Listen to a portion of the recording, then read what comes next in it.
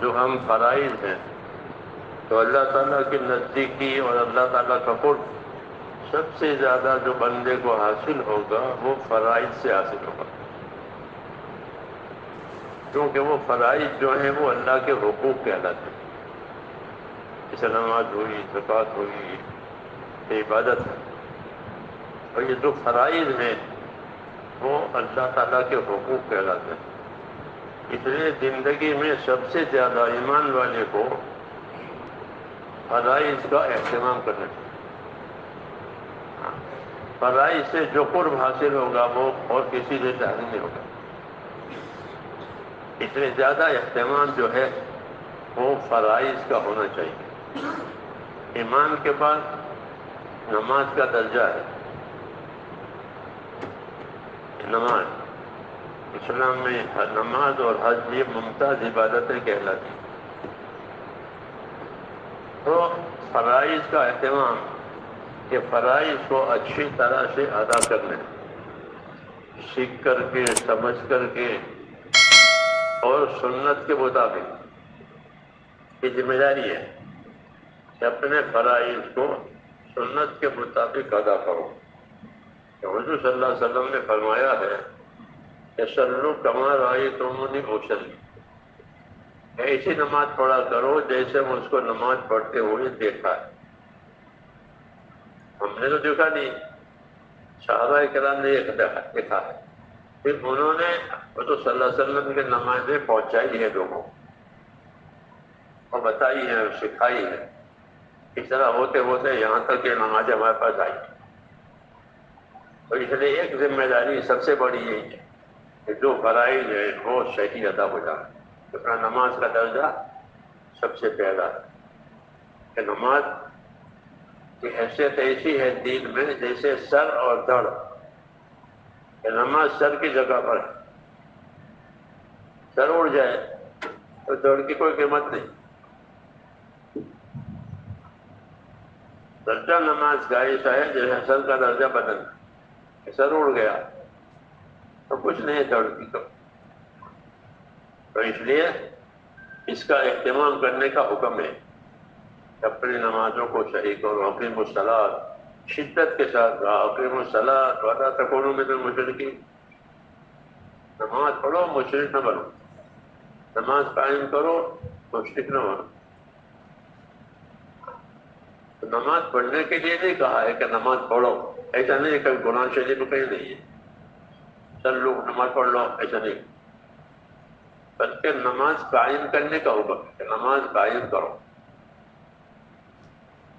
چھوٹی مثال کہ عمارت قائم کرنی ہے تو بہت چیزیں چاہیے عمارت قائم کرنے میں، کسی ایک چیز سے دو چیز سے عمارت قائم ہوگی؟ کتنی چیزیں اور کتنا مال مسالہ اور کتنا مٹیریل تو عمارت قائم ہوگی۔ نماز قائم کرنے کے لیے کہ نماز کے اندر کیا چیزیں واجب ہیں، کیا چیزیں فرض ہیں، کیا چیزیں سنت ہیں، کیا مستحب ہیں، یہ جاننا ضروری ہے، اس کو علم کہتے ہیں۔ ہر عبادت کا صحیح ہونا علم پر ہے، علم اس کا نہیں ہے تو وہ عبادت صحیح نہیں ہوتی۔ اس لیے نمازوں کو سیکھنا چاہیے تاکہ یہ فرائض ادا ہو جائے۔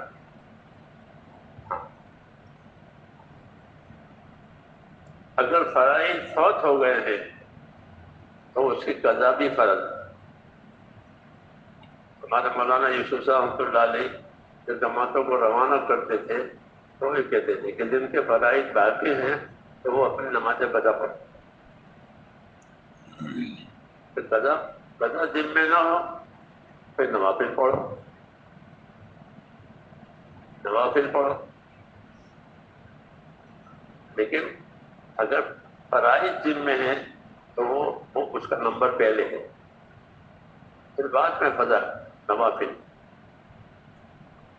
تو ایک تو یہ بات یاد رکھنی چاہیے، ہم تو نمازی ہیں تو اپنی نمازوں کو صحیح کریں کہ ہمارے فرائض ادا ہو جائے۔ پھر فرائض کے بعد سنن کا درجہ ہے۔ سنتیں، بعض سنتیں وہ ہیں کہ ان کی تاکید ہے، جیسے فجر کے 2 سنتیں، تو اس کی تاکید سب سے زیادہ ہے۔ آپ صلی اللہ علیہ وسلم اس کو سفر میں ادا کرتے، فجر کے 2 رکعت سنت، اور ہلکی پڑھتے تھے اس کو، لمبی نہیں پڑھتے، ہلکی پڑھتے، لیکن اس کی تاکید ہے۔ تو فرائض کو تکمیل کرنے کے لیے اور کامل کرنے کے لیے اپنے سنتوں کا اہتمام، سنتیں پڑھیں۔ فجر کے 2 سنتوں کی تاکید ہے۔ اس کے بعد مغرب کی سنتوں کی تاکید ہے کہ آپ صلی اللہ علیہ وسلم مغرب کی سنتوں کو کبھی لمبی پڑھتے تھے، کبھی ہلکی پڑھتے تھے۔ یہ زور کی سنتیں ہیں 4، زور کی 4 سنتیں تہجد کے برابر ہے۔ ظہر کی 4 سنتیں یہ تہجد کے برابر ہے۔ حضور صلی اللہ علیہ وسلم اس کو لمبی پڑھتے تھے، ظہر کی 4 سنتیں۔ یہ سنتیں وہ ہیں جو موقدہ ہے، ان کے اہتمام کرنا چاہیے۔ ایسے ہی شب کے بعد کی 2 سنتیں ہیں یہ، اور اس کا اہتمام کہ سنتوں کی وجہ سے فرضوں کی کمی کو قیامت میں پورا کیا جائے گا، اس لیے اس کی تاکید ہے۔ اس کے بعد میں دوسرے نوافل ہیں جس کے حضور نے ترغیب دی ہے کہ عصر کی نماز سے پہلے 4 رکعت نماز پڑھا کرو، اور دعا دی ہے آپ نے اس کو کہ جو عصر سے پہلے 4 رکعت نماز پڑھے، رحم اللہ عمران صلی فقر العصر اربعا، کہ اللہ تعالیٰ اس بندے پر رحم کرے کہ جو عصر سے پہلے 4 رکعت سنت پڑھے۔ تو عصر سے پہلے 4 رکعت سنت پڑھنے والوں کو دعا ملے گی، دعا ملے گی، اسے اس کا اہتمام کریں۔ ایسے مغرب کی نماز کے بعد کی سنتیں اس کی تاکید ہے۔ مغرب کے بعد نوافل بھی ہیں 6 رکعت، لوگ اس کو عوامل کہتے ہیں، تو وہ بھی پڑھنی چاہیے، اس کا بڑا ثواب ہے، اس کا بڑا ثواب ہے۔ لیکن جیسے میں نے کہا کہ کسی پر اگر فرائض باقی ہیں تو وہ پہلے اپنے فرضوں کا اہتمام کرے، پھر فرض اگر اس کے ہو چکے ہیں تو پھر یہ نوافل پڑھیں، کہ نوافل کا ذریعے سے اللہ تعالیٰ فرضوں کی تکمیل کرتے ہیں، فرضوں کی کمی کو پورا کرتے ہیں، تو حساب ہوگا تھا، ٹھیک ہے۔ اور چونکہ زندگی اصل عبادت کے لیے ہی دی گئی ہے، کہ میں نے جناتوں کو، انسانوں کو عبادت کے لیے پیدا کیا، تو عبادت جو ہے وہ تو زندگی کا مقصد ہے، عبادت کے لیے ہی زندگی دی ہے، تو اس میں نماز کا درجہ سب سے پہلا ہے کہ نمازیں صحیح پڑھی جائیں۔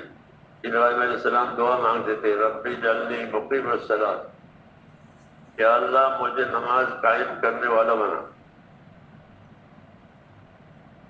ہاں مجھ کو نماز قائم کرنے والا بنا، اور میری اولادوں کو بھی۔ کیوں؟ وہ جانتے تھے نماز کی کتنی اہمیت ہے، کہ نماز دین کا ستون ہے، دلوں میں نماز کیا ہے؟ یہ دین کا ستون ہے۔ اور اوپر وہ عمارت جتنی مضبوط ہوگی اتنا ستون نیچے مضبوط ہوگا۔ مانا انڈیا صاحب اس طرح سمجھاتا، ستون کی مضبوطی یہ دلیل ہے اوپر کی عمارت کی مضبوطی پر۔ آپ دیکھیں گے سڑکوں پر کہ جو اوپر کی سڑکیں ہیں اس کے نیچے جو ان کے وہ پلر بنے ہوئے ہیں وہ کتنے موٹے موٹے ہیں، دیکھنا اس کو بہت موٹے، کہ ان کے اوپر سے پوری سڑک جا رہی ہے، تو وہ پلر ہیں جو پوری سڑک کو اٹھائے ہوئے ہیں۔ تو نماز دین کا ستون ہے کہ جس کے ستون جتنے مضبوط ہوں گے اس کے اوپر کی دینداری اتنی مضبوط ہوگی، یہ سمجھا کے، کیونکہ پلر کی مضبوطی دلیل ہے اور علامت ہے کہ اوپر کی عمارت مضبوط ہے۔ اگر پلر ایک بلی ہے تو اوپر کیا ہوگا؟ اوپر خیمہ ہوگا۔ بلی ہوتی ہے، کمر کھڑا کرنا ہے تو بلی لگا دیتے، دوپٹہ پتلی ہے کیوں؟ تو ستون کی فرق یہ سمجھاتے تھے کہ ستون اس لیے کہا ہے کہ ستون کی مضبوطی اوپر کی عمارت کی مضبوطی کی دلیل ہے، اس لیے ستون کو کہا کہ نماز دین کا ستون ہے۔ تو جن کی نمازیں جتنی مضبوط ہوگی، سنت کے مطابق اخلاص کے ساتھ، پابندی کے ساتھ، ان کی دینداری اتنی مضبوط ہوگی۔ اس لیے اپنی نمازوں کو اہتمام سے پڑھنا چاہیے۔ اہتمام کا مطلب کیا کہ پہلے سے تیاری کرے، فکر کرے، اور نماز کو انتظار سے پڑھے، نماز کو انتظار سے پڑھے، کہ پہلے سے آ کر بیٹھے انتظار کرے سنت پڑھ کر کے۔ تو جو مولانا فرماتے تھے کہ جو نماز انتظار کے بغیر کی ہوگی وہ نماز خوش خوشی ہوگی، انتظار کے ساتھ نماز پڑھ۔ سعید بن مسیب ایک تابعین میں سے، بڑے تابعین میں سے، فرماتے تھے کہ 20 برس ہو گئے، کبھی ایسا نہیں ہوا کہ میں اذان سے پہلے مسجد میں نہ آیا۔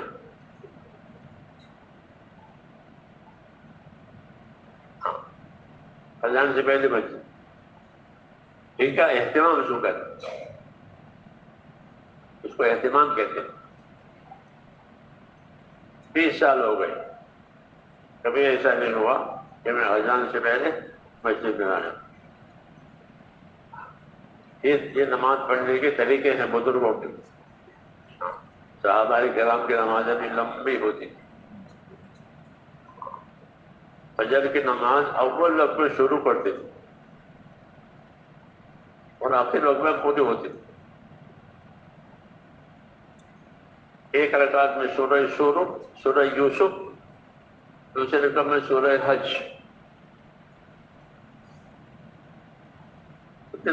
12 رکوع ہیں سورہ یوسف اور سورہ حج کے،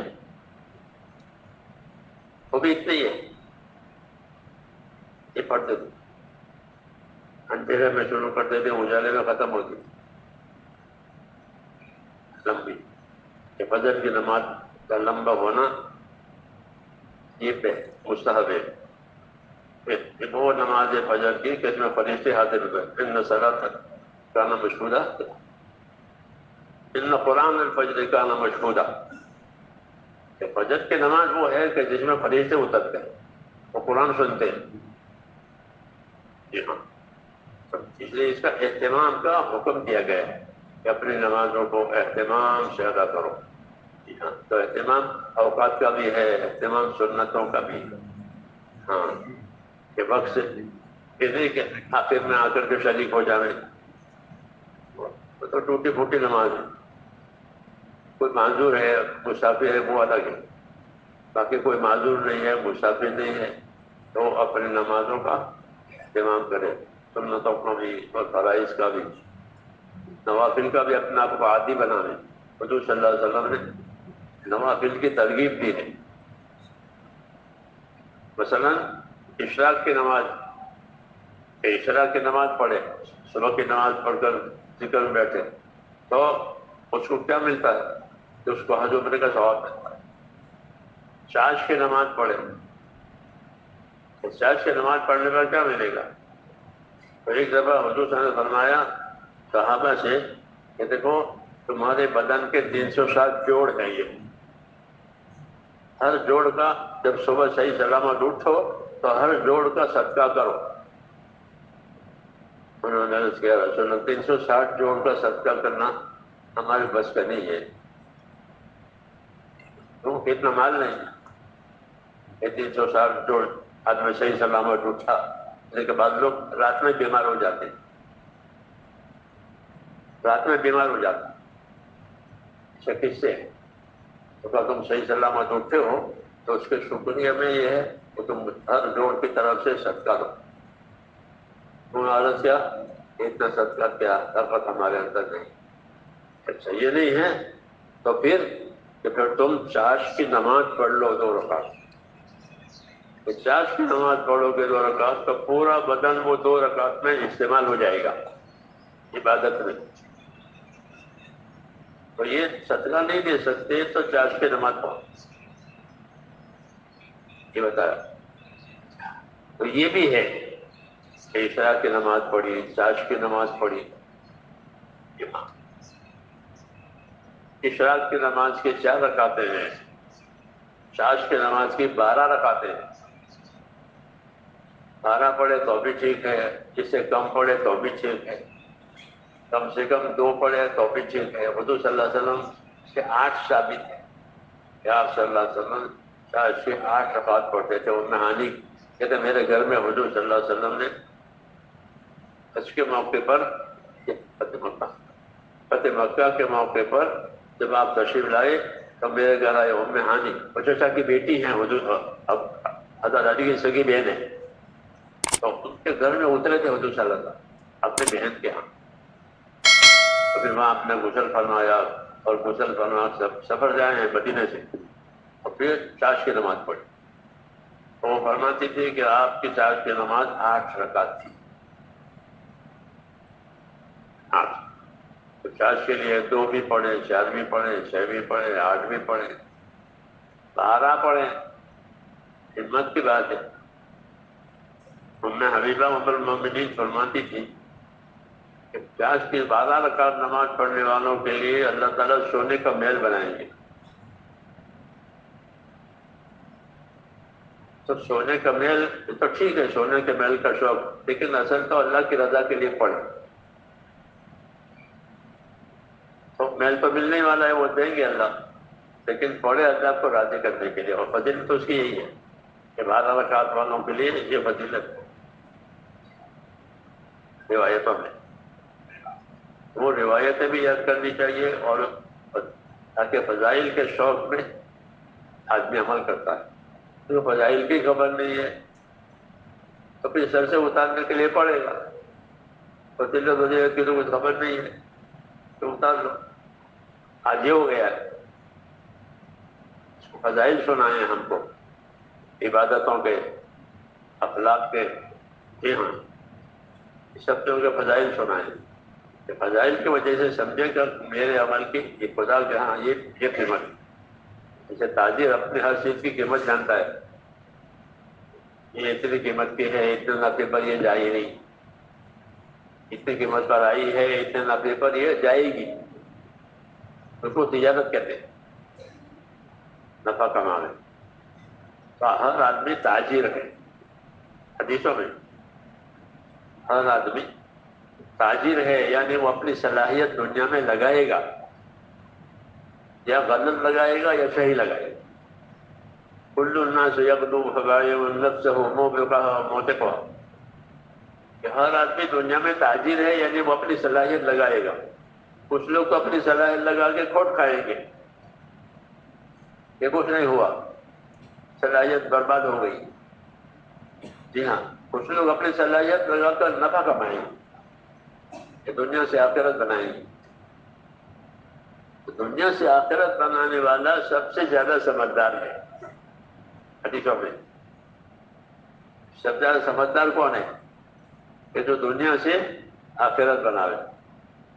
الکیس من دان نفسه وعمل لما بعد الموت. یہ سمجھدار آدمی وہ ہے کہ جو اپنی دنیا سے اپنی آخرت بناوے کہ آخرت باقی رہے گی. تو فانی دنیا سے باقی رہنے والی چیز بنائی کہ وہ ختم ہی نہیں ہوگی. اس لیے یہ چیزیں سمجھائی گئی ہیں ہم کو، فضائل سمجھائے گئے ہیں، طریقے سمجھائے گئے ہیں. تو ان مجلسوں کا یہی مقصد ہوتا ہے کہ ان چیزوں کو سنیں، فضائل کو سنیں، طریقوں کو بھی سنیں، پھر اپنی زندگی میں اس کو اپنے آپ کو پابند کریں. حضرت عمر فرماتے تھے کہ اپنے آپ کو خیر کے کاموں کا عادی بناؤ. خیر کے کاموں کے عادی بنو تاکہ وہ خیر کے کام آسان ہو جائیں. جب عادی بن گیا تو آسان ہو گیا. تو عادی جب بنے گا تو روز کرے گا. کبھی کبھی کرے تو تھوڑی عادت ہوگی. تو روز جو چیز روز ہوتی ہے آدمی اس کا عادی بن جاتا ہے، اور عادی بننے سے وہ عمل آسان ہو جاتا ہے. دین پہلے عادت میں آتا ہے، پھر عبادت میں بدلتا ہے. چھوٹے بچے نماز پڑھاتے ہیں، تاکہ وہ عادی بنے، کہ جب بالغ ہوگا تو وہ عبادت سمجھ کر کرے گا کہ بھئی یہ تو اللہ کی عبادت ہے، تو پہلے دین پہلے عادت میں آوے پھر عبادت میں جاؤ، یہ طریقہ آسان۔ اس سے فرماتے تھے کہ اپنے آپ کو خیر کے کاموں کے عادی بناؤ، تو کریں گے انشاءاللہ۔ ہاں، سبحانک اللہم و بحمدک اشہد ان لا الہ الا انت رب صلی وسلم وبارک علی سید المرسلین وعلی آلہ واصحابہ اجمعین۔ ربنا اننا آمنا فاغفر لنا ذنوبنا وقنا عذاب النار، اللهم الہمنا مراشد امورنا واعذنا من شرور نفوسنا، اللهم آت نفوسنا تقواها وزكها أنت خير من زكاها أنت وليها ومولاها، اللهم إنك عفو تحب العفو فاعف عنا، اللهم سلمنا لرمضان وسلم رمضان لنا وسلمه لنا متقبلا، وصلى الله تعالى سبحان ربك رب العزة عما يصفون سلام على المرسلين والحمد لله رب العالمين۔